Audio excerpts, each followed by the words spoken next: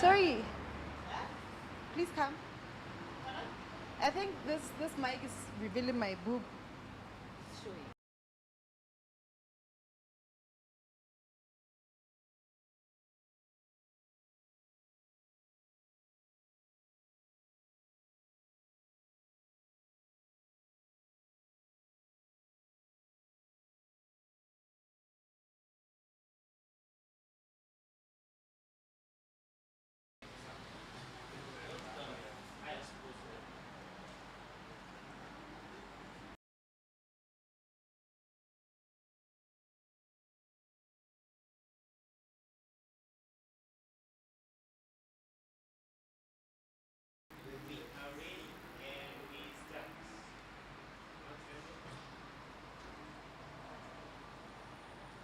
Good afternoon, everyone, and welcome to Progress TV. I am your host, Advocate Lerato Caroline Putang from Sonke Gender Justice, USA Putlo Activity, Lesotho. In today's episode, Voices Amplified, we are going to discuss a burning issue relating to policy gaps in SRHR services. I am joined by esteemed guests who were also guests in the analyzing existing policies and gender equality. Hopefully, our guests for today will continue the discussions that they have already had previously. And without wasting any time, I'll leave it to my guests to introduce themselves briefly. Let's start with you, Janai. Thank you very much, Karen. And I am Jonaya Molel. I'm working in the East Africa region for about 13 years with the East African Health Platform as the Chief Executive Officer. But also I'm one of the champions and advocate for SRH, especially for young people. Thank you. Thank you very much, Janaya. And over to you, Wengingosi. Thank you so much, Lerato. My name is Bonginkosi Ndlangamandla. I'm from the Kingdom of Eswatini. I'm the National Coordinator for the Men Engaged Network. I specialize in male engagement on issues of for SRHR, HIV, as well as gender-based violence and positive fatherhood. Thank you very much, Wengingosi. Over to you, Linus. Hi, my name is Linus Soko. I'm coming from Malawi. I work for the Malawi Human Rights Resource Center. I work in engaging men and boys in sexual reproductive health, prevention of gender-based violence, as well as HIV and AIDS. Thank you. Thank you very much, Lioness. Now, without wasting any time, let's start with you, Janaya. What are the key SRHR policy gaps and challenges hindering the realization of comprehensive sexual reproductive health rights in the Eastern African community? Thank you very much, Madam Host. Quite complex. I will start by talking about regionalism when it comes to sexual reproductive health. Where is the link and why are we talking about the gaps? So we come together to make our family bigger, but also we are looking at socioeconomic integration that will give a bigger value to the region. With that, we have quite a number, 5 pillars of the East Africa community, and one of them is the common market, which talks about free movement of people, goods and services, which means our young people, everybody actually, are moving from one country to country for different reasons. But beyond movement, maybe for business engagement, for going to universities and schools, for people trading, we are marrying each other. We are cross-border generations that are getting together for greater good. Now, having said that, my contribution will be actually touching on the importance of looking at the policy and legal angle in terms of SRH from a regional perspective. I do understand and I want to underscore the great movement and achievement that have been done by countries. Each of our country has some types of laws, some types of policies moving towards ensuring that everybody, and I mean young, old, a child, adolescent, they have some kind of access to reproductive health services and products. However, we are looking into a more comprehensive, aligned and harmonized way of ensuring we have a good package for especially the young people, they are more productive, they're into the reproduction age, they want to enjoy their lives while being well and being healthy. So beyond the policies and strategies that are in place, we still have some gaps. Now those gaps are related to two major areas. One of them being just information. We say information is power. If I have the right information, I'll make the right and timely decisions so that if possible, I prevent what could be harmful to me. But at the same time, with information, I'll be a better, maybe parent at a point. So I raise a healthier child. With lack of comprehensive sexuality education and legal frameworks and policies that are specifically providing for that particular area, then we have a problem of having individuals and families and societies that are working based on myths and hearsay. You know, my grandma said, my mom said, but the governments and our leaders and all of us have a responsibility to put it right. Put the correct information. We know not every information is right.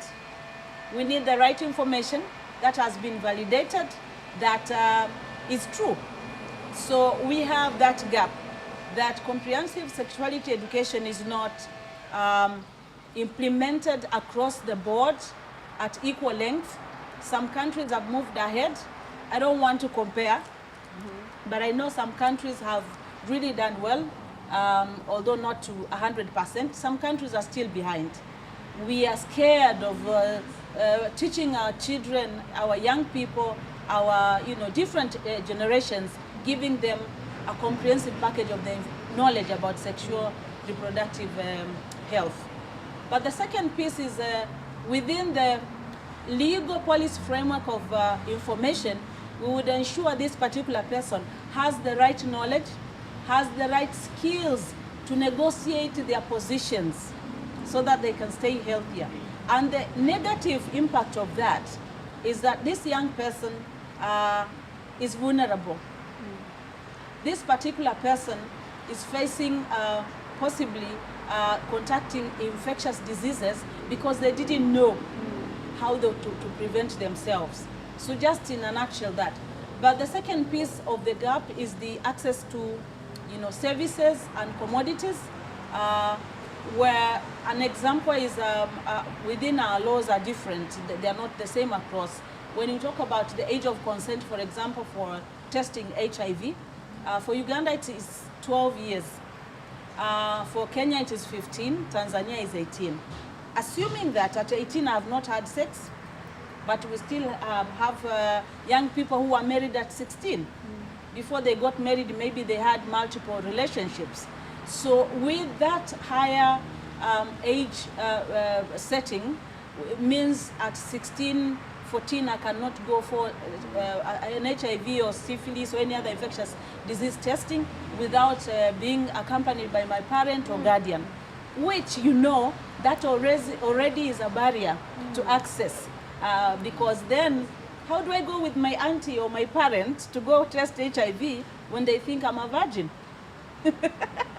So I think it is time we look at our laws to ensure that those barriers are removed. That is one. But number two, why don't we sit as a region, have a cross-border, harmonized standard of what we want for our young people? People are moving across, that we cannot deny. And I want to access the same setting, standards and quality as I move across, going to school, trading, working, and visiting. The other piece is now the general issue around the cultural, religious setup. When you leave things not really provided for in a policy or law, that gives you room for anybody else to set their own standards. So we think within our laws, and for example, in East Africa, we have a sexual and reproductive health bill that has been, being tabled and retabled, and we wish whatever is supposed to be corrected could be done, or we reach consensus, so that as the East Africa community, we have one regional law that provides for everybody and therefore addresses the myths, the misinformation that is really not doing good service for everybody and of course the young people. So basically that is it. And the other challenge is financing. You know, if you want to know that anything is a priority, you look at a budget, you look at a plan. If it is not planned for, then you know it's not a priority. If it is planned for, but there is no enough budget, that is another indicator. Maybe it is less a priority.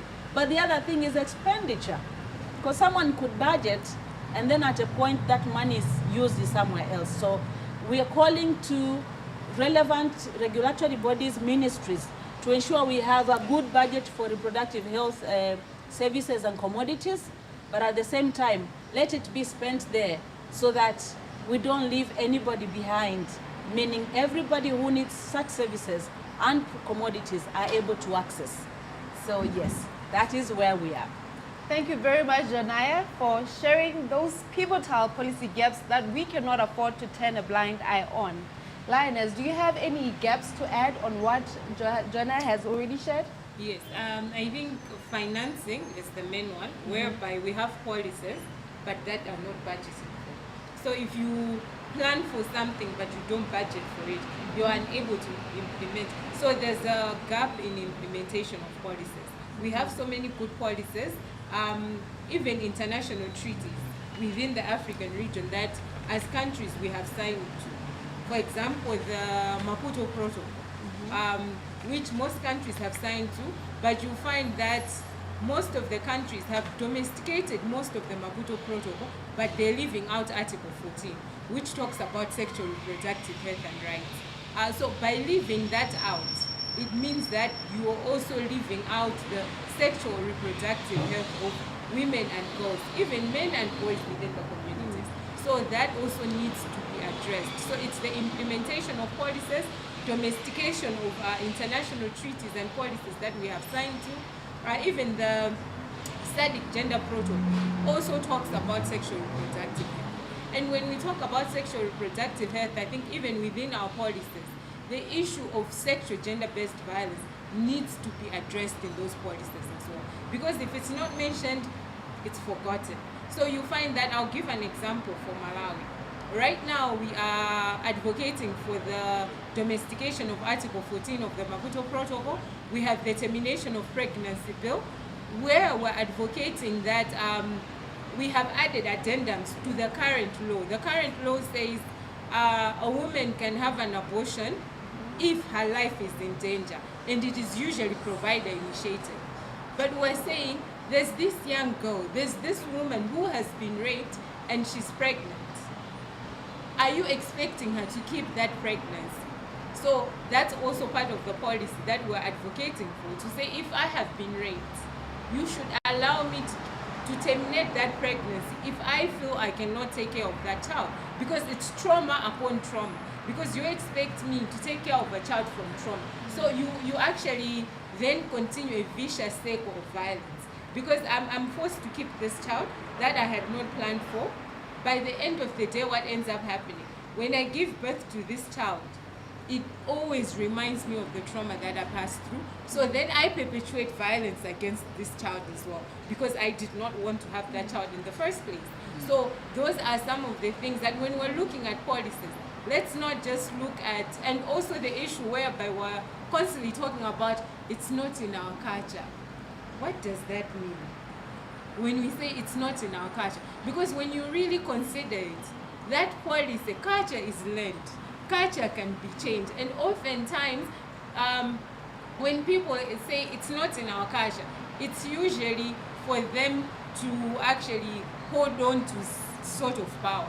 So when it comes to issue of sexual reproductive health, certain things are said it's not in our culture just for people to hold power over women's bodies, just for people to hold power over young people's choices. So this is what we're talking about when we're talking about sexual reproductive health. And we also need to consider issues of gender and diversity. Those are also some of the policy gaps that we have, because the policies are usually very homogeneous. So when they talk about a girl, they're looking at a girl, maybe a girl like me, but they have not considered the girl who has disabilities when looking at that policy.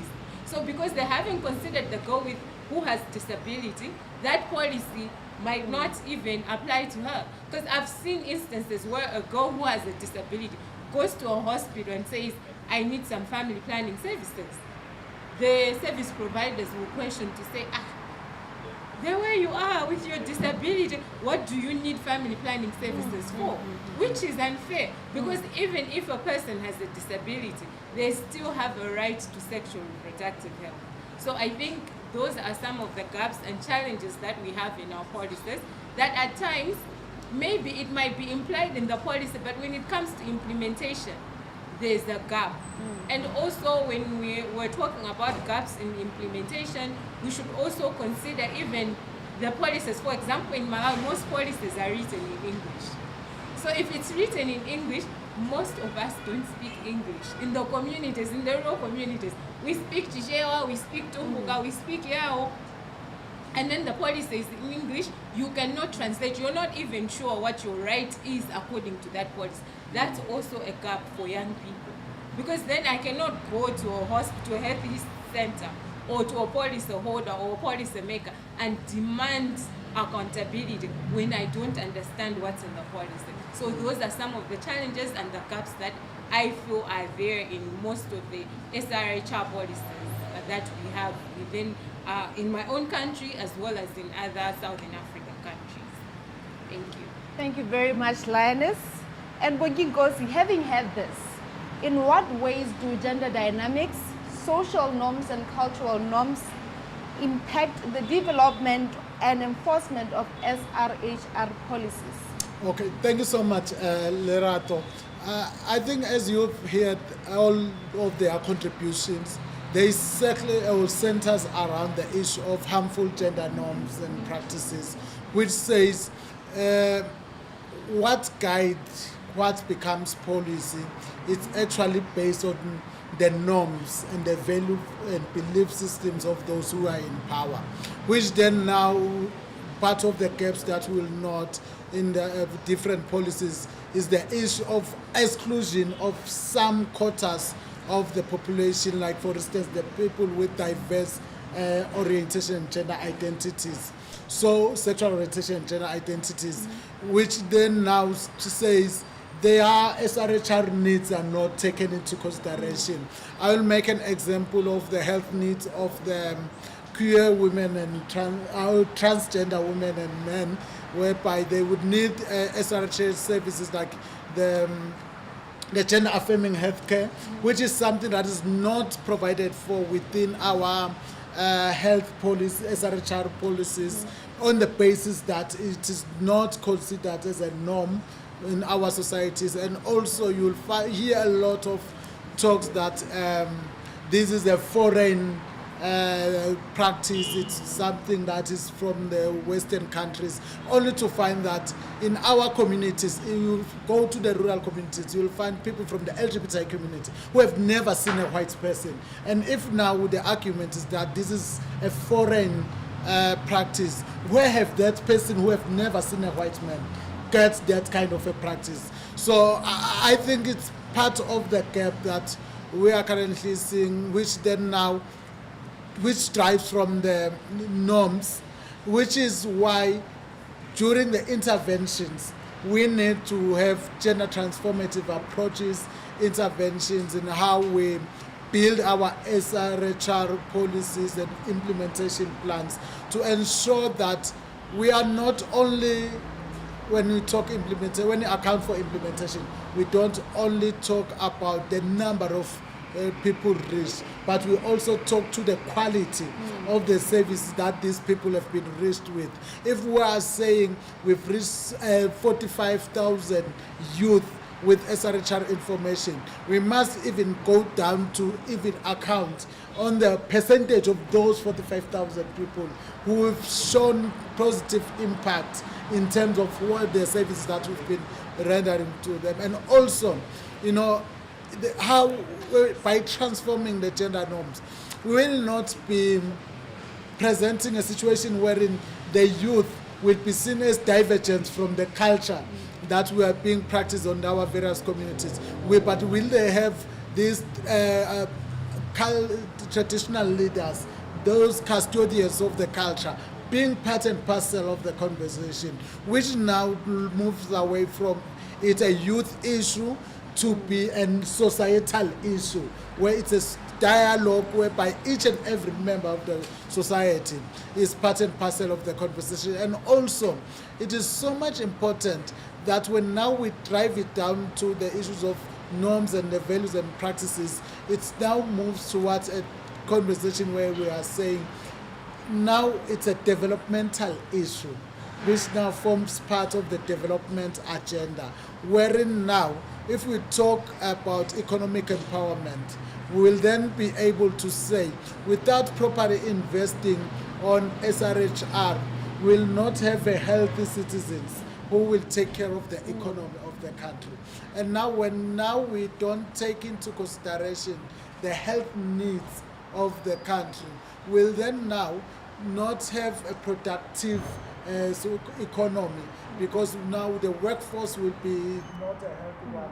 And all that, and also we need to also look at SRHR not separate from the economy of the country, how that contributes and how it flows within all sectors of economy. And also, you know, we are what we are as Africans, based on the socialization that we've been.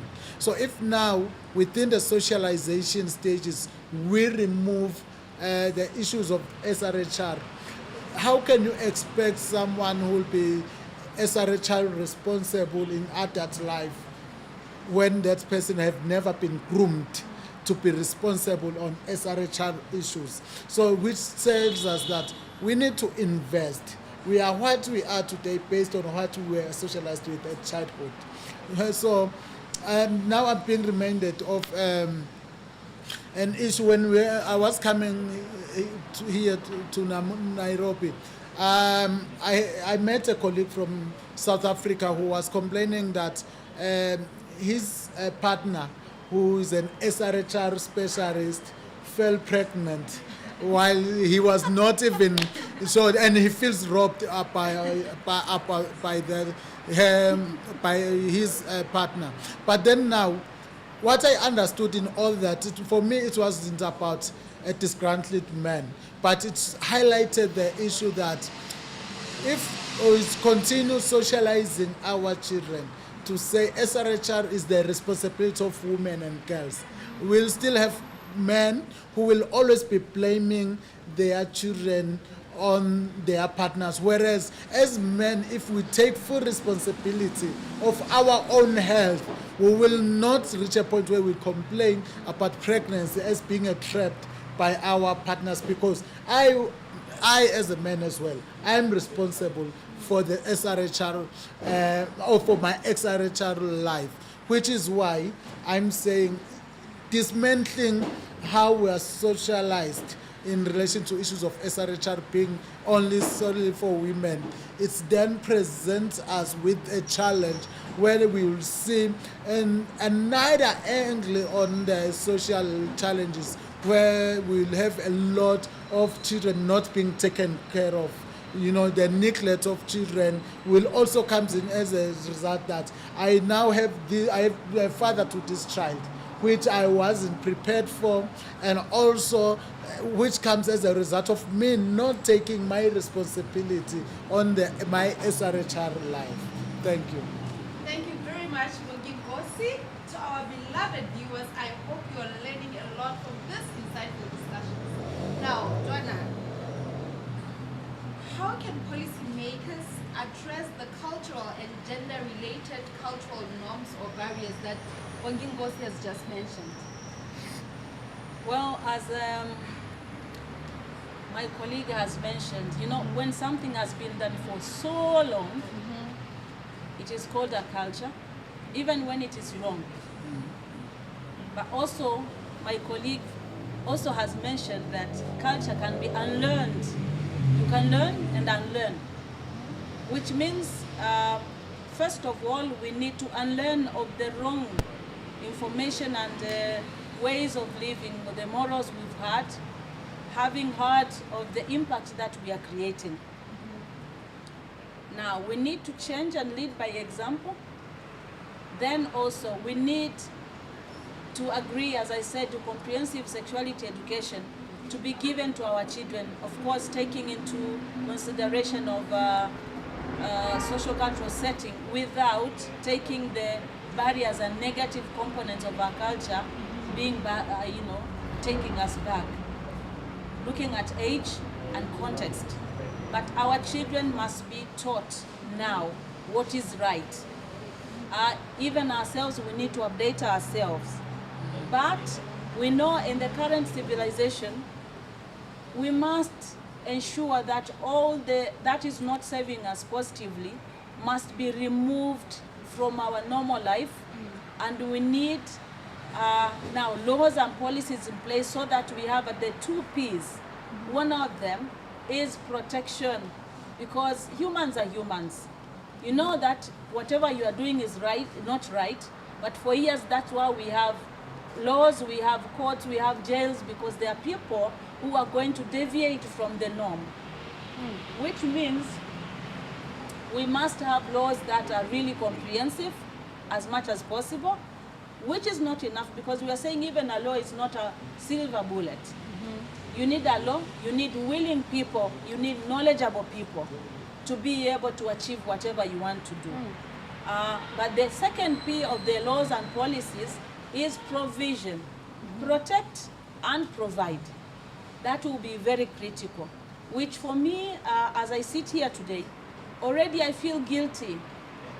I am not a young person in terms of age, but I have a young person inside me. I remember what happened as I grew up.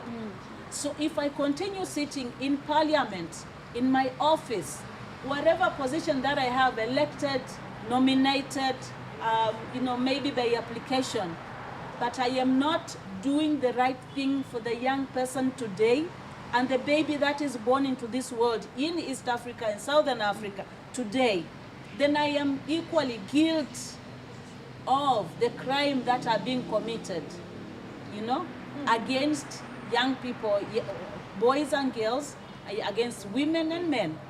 So what do we need to do?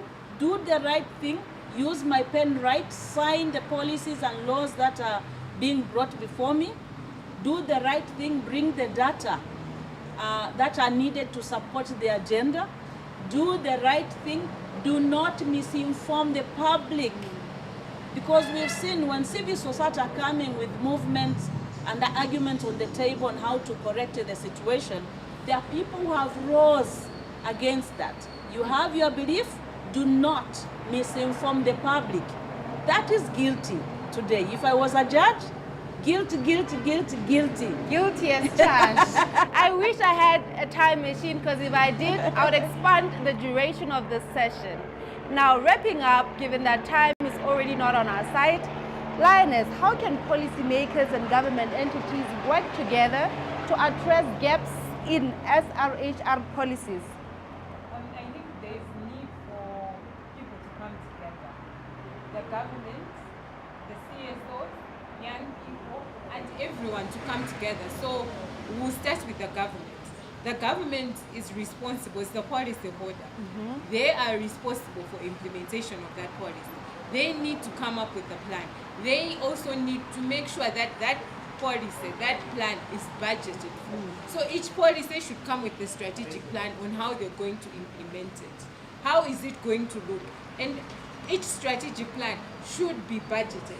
So we should not come up with a strategic plan that is not budgeted. It should be budgeted. And within the budget lines, there should be roles divided. So the government should clearly say, in this area, in terms of awareness, we're expecting the CSOs to popularize the policy so that the people in the community are aware, so that young people are aware. In terms of translation, they can also say, CSOs, you're responsible for translating this and for popularizing the law to the young people, to community members, to traditional leaders, to whoever needs to know what the policy or the law says. And then at the same time, we also need the CSOs to actually work together and say, we have this policy. How are we going to ensure that it is being implemented? So by actually building capacity or strengthening capacity of young people within their communities, it is helpful in policy implementation. So if you strengthen young people's capacity in community scorecard processes, they will be able on their own to hold duty bearers accountable. To say, according to the policy that they now have awareness of, this is what is expected of you. You're supposed to have a youth-friendly healthy corner. For example, in Malawi, you have a youth-friendly healthy strategy that says each hospital healthy facility is supposed to have a youth-friendly healthy corner, whereby when a young person comes to the hospital, they don't have to go through all the other areas. They can just go straight there, whether they have malaria or whether they're seeking sexual reproductive healthy services. So by looking at that, and if young people are aware, then if they go to a healthy facility and find there's no youth-friendly healthy corner, they'll be able to hold the duty bearer accountable to say, this is the requirement. You are supposed to be providing these services for us. Why are you not doing it? At the same time, if we build capacity and strengthen the communities at large and also let them know, make them aware and bring them on board. Because there are times people say, no, community members don't know, or the community members, according to their culture, they're not willing to actually talk about sexual reproductive health issues. Sometimes when you don't know that you don't know, it's a problem. Unless someone makes you aware, then you actually start questioning your own existence, the things that you have done, how you do things, because you have been made aware. So learning doesn't end. Learning is not just about the classroom. It's about even the environment that you're in. People letting you know about the law. So I'll give an example. When we talk about gender-based violence, sexual gender-based violence, currently in Malawi, the law has been revised on age of consent from 16 to 18. In order for communities to be aware, we're actually popularizing the law. Because as long as, even if it's been changed at that level, but if at community level people are unaware, people sleeping with children, with young girls won't be aware that they're breaking the law. And the community won't hold them accountable unless you tell them that, no, a child, anyone below the age of 18 is a child. No one should have sex with that person. So all we need, in order, policy makers need to make sure that the policies are taken down to the grassroots.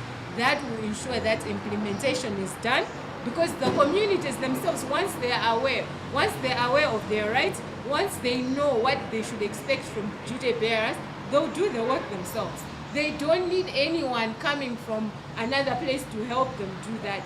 As long as their capacity has been strengthened, as long as they're aware of the law, they're able to stand on that law, they're able to stand on that policy and hold duty bearers as well as policy holders accountable. Thank you very much, Lioness.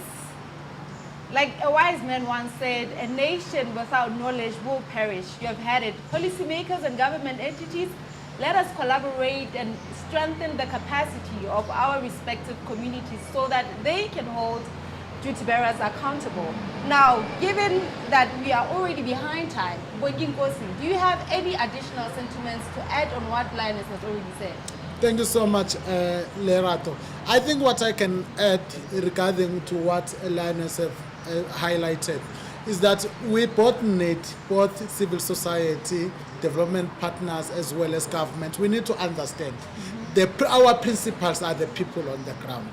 If now we are then going to look at it from that end to say whatever it is that we're engaging on, our principles are should be for the benefit of the people on the ground. That will be helping us to come together with one understanding that we need to make sure that we give the chance. And also, we need to put in place M&E structures in place to ensure that we monitor all the implementation so that we are able to evaluate during the implementation system. I'm talking about community-led monitoring, where the communities now will be giving us feedback in terms of how are we faring on that, and also the aspect of ensuring that we have qualitative indicators, not only quantitative that will only be counting the number of people, but that will talk about the quality of the service, evaluating the quality of service, which means in every intervention we need to put a clear budget, where normally in developmental budgets we say 10% to M&E, so that we evaluate the service that we have rendered. I think in so doing we'll make sure that our principals are happy at all times. Thank you. Thank you very much, Bonginkosi, and thank you to my beloved guests. We have learned the significance of data in the SRHR policies. They say that if it's not documented, it did not happen. Let us use our data effectively to fully address the policy gaps in SRHR. To my beloved guests, thank you so much for your insightful contributions to today's discussions. Hopefully we'll meet again and continue these discussions. Thank you so much. Thank you. Thank you. Yes,